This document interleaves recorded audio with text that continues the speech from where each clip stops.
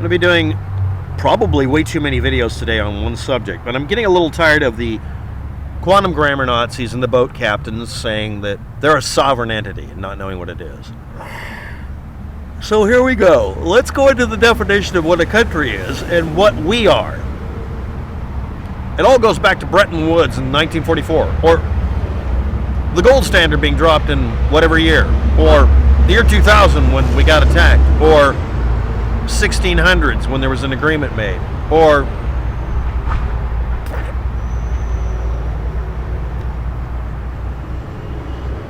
an American state isn't the same thing as a UN member, sovereign state, nation, or country. The word state in America, individual states like the state of Oregon, has this very specific meaning, especially after the 13 original colonies that were states became the United States. A very specific and very torturous meaning for people who are conspiracy theorists who are simply trying to avoid paying a drunk driving ticket or trying to choke up the work at a court case when they're very guilty. And in some cases when they're not guilty and just want to make things worse and annoy people. Basically, if your entire existence is based on aggravating the living shit out of people, get a YouTube channel and stay out of court. So there we go.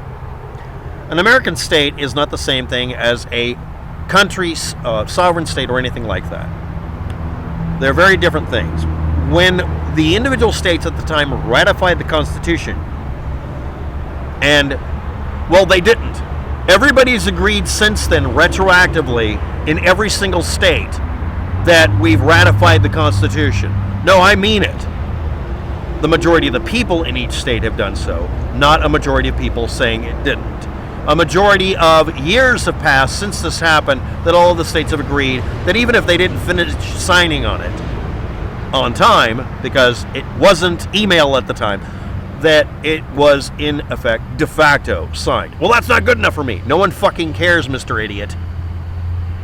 Each of the 13 colonies agreed overtly in the Constitution and in amendments later on clarifying this and re-ratifying this and restating this over and over and over again, that they gave up total sovereignty. They accepted limited form of self-government instead, and every state that entered the United States after that and during this, because there was a delay for the original 13 to finish doing all the paperwork, did so knowing that they would not be fully sovereign states and did not wish to be, because they were joining the United States, a country. The United States is defined as a country in a way that was unprecedented. Well, we don't have a precedent for it. Yeah, that's because America, bitch, we made a standard. The new standard that actually had an effect on things. But it actually didn't start with us. No, not 1776. It actually started before that. Believe it or not, this was actually done by the people, all of the people in Europe at one time, to declare what is and is not a state. The definition goes a lot older. But the United States came up with their own variation of it by taking a set of dependent colonies and making them individual states and then making them into a single country. There's a lot of debate on how to do this. This mirrors another debate 100 years earlier. They were required to transfer part of their sovereignty to the Union. All of us give our power to the one. Out of many, one. Yes, you can decide that's some sort of Illuminati thing. These are our founding fathers deciding that a group of states is much more powerful when they make a treaty. And then finally, not being individual states that can be negotiated against, but being a single country. It doesn't matter that the southern United States decided to secede from the Union over actual reasons and slavery. It doesn't matter. They were not permitted to because a country divided against itself cannot stand. The rights they have transferred to the federal government are detailed in the Constitution and subsequent alterations and renegotiations. It is a living document. Get over it. The remaining rights are reserved to the states and the people and can be given up. I'm in the city of Portland, Oregon, and there's a rule against me sitting, lying, or standing here. There is. Without a doubt. One of the most infuriating things about it. And it violates the county ordinances and laws, the state's laws, the federal law, and international law. That's globalism. No, literally everybody agrees as a mass population on a species on Earth that you should have the right to sit, lay, or stand on a hunk of dirt without being disturbed if you need to sleep because you're dying from lack of sleep. You should have a right to go drink from water. Even if it's bad water, you should be able to boil it and drink some water. You should be able to dig a pit in the ground and take a shit, even if you can't, you have to pay money in Portland, Oregon, a lot of money, to have a toilet. Oh, we have public toilets. No, we don't. Don't even get that bullshit idea. The Portland Loo is a bullshit. It's a boondoggle. You don't have any rights unless you can have them be inalienable. I do not have a right to keep and bear arms unless I have a 1/2 inch, 3/4 inch, and a 1 inch diameter piece of pipe and a bunch of gunpowder and some propelled objects like rocks. And believe it or not, legally speaking, I can exercise my right to keep and bear arms if I make it, not manufacture it, because money. No, I mean that literally. Not involving money frees me. Let's move on. The remaining rights are reserved to the states and to the individual humans and to the people as a collective. There's the mob, the individual, and the state, and then the federation, federal government, constitutional government, republic, whatever you want to call it. All these bullshit definitions, it doesn't matter. We're a country that defines ourselves and redefines ourselves every couple of decades. It doesn't matter if you fucking like it. What? I want to go back to the gold standard. We went bankrupt because the gold standard was gone, or we were going bankrupt and dropped the gold standard. Yes, I'm going to get to that. Yes, you knew that was going to come up. A lot of people out there who are sovereign, slobbering citizens and boat captains and quantum grammar Nazis are very much aware that they're saying things that are not true. Virtually all of them are. The ones that are in the know that they're lying. And they also know what I'm bringing up here has to be quashed. I'm not letting you post. I'm just not letting you. Just go away. Take your bullshit and your propagandizing, and most importantly, Ivan, all of you people from other countries trying to convince everybody in the United States, you're a patriotic Christian fundamentalist alt-righty then. You're not. Suck it up, commie. So there we go. There's no definition that is binding to all nations, countries, sovereign or otherwise, on the criteria for a state. The criteria is mainly political, not legal. Or is it financial? International law definition that's been agreed upon by a majority of countries. Yes, we're doing majority rules and rules. Sovereign states neither are dependent nor subject to any other power or state or political entity.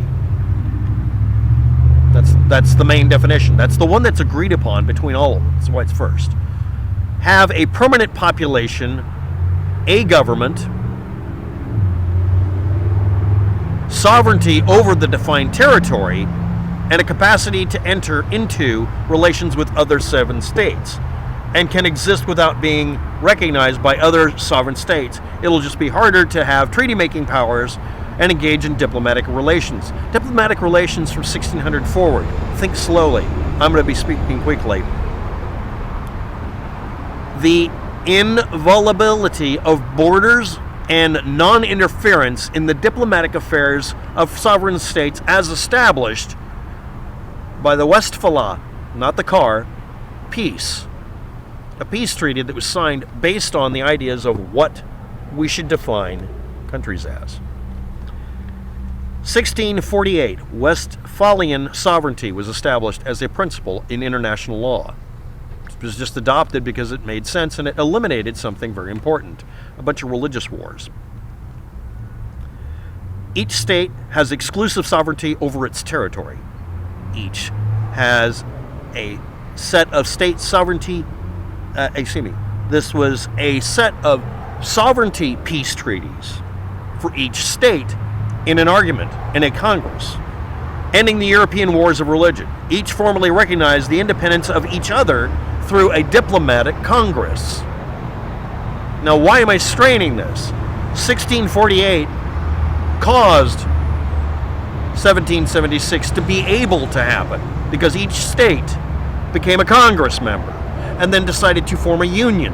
and then formed the United States and made it required under perpetuity, which is a rule that only works with a sovereignty, or a state, or a nation, or a country, that they were going to act as one with a single voice, loudly backing it, while maintaining some individual states' rights to prevent tyranny.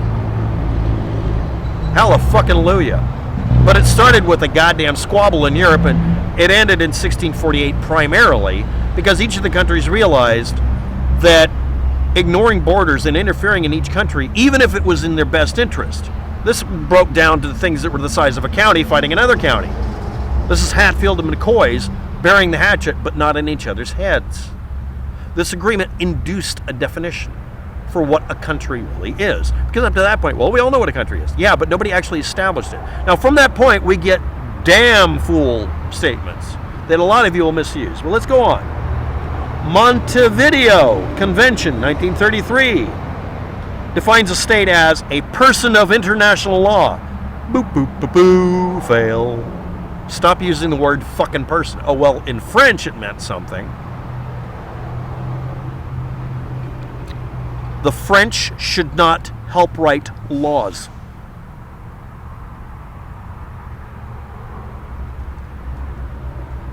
They should design gearboxes that go in reverse only.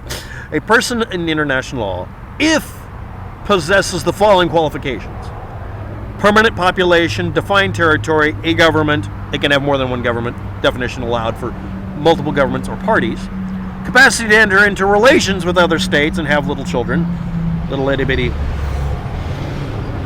as long as, and this is the 1933 definition, about the time when the Great Depression happened, gold standard went away around that time, everybody says the U.S. government went out of business, the Bretton Woods thing, IMF, not obtained by force, consistent in the employment of arms, threatening a diplomatic representations, or any other effective coercive measure. Said no one ever.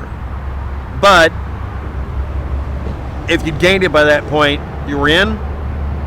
This was another affirmation that it was not might makes right. It's not manifest destiny. And this is in 1933. This was a formal declaration that just because you can invade some place in World War I doesn't mean you can keep it.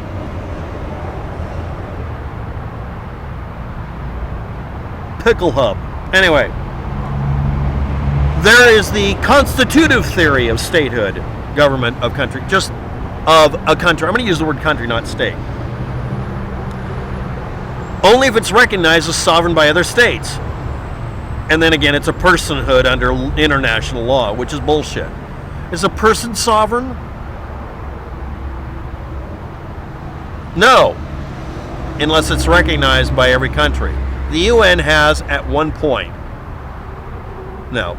But some countries have acknowledged a single individual as being declaratively a country. Tim has declared a country. Why? We're giving him the literal power of a country. How? Because he's going to walk through France with a fucking army as an independent, not associated with us, country. Yes, that's literally something that happened. The general running that particular band of marauders went between countries. We're not going to give you passage. Well, he's an independent country and has an army. Deal with it. Might makes right. That shit doesn't work. That means that ISIL, Levant, is not a nation because other countries refuse to acknowledge it. It's also a floating country with no defined border. Oh, wait a minute. Yeah. So let's continue. The declarative definition considers themselves sovereign, have a declaration of independence. We're a declarative country and a recognized country. 2 layers. And constitutive statehood. States are not physical jurisdictional entities. This was a change later. Recognized only and exclusively state becomes an international person again. The UN definition is that it's recognized as sovereign state by at least one other country only. Subnational entities like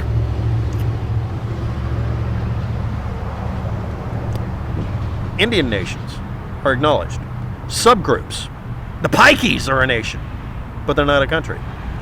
This is when we get the little fuzzy layers. So anybody out there who's mad at me, you can post below, but it's not getting posted unless you address what I've said and provide a good reason for us to listen to you. Otherwise, you're excluded. because I don't recognize you. Thanks for watching. Have a good day. Good luck with that.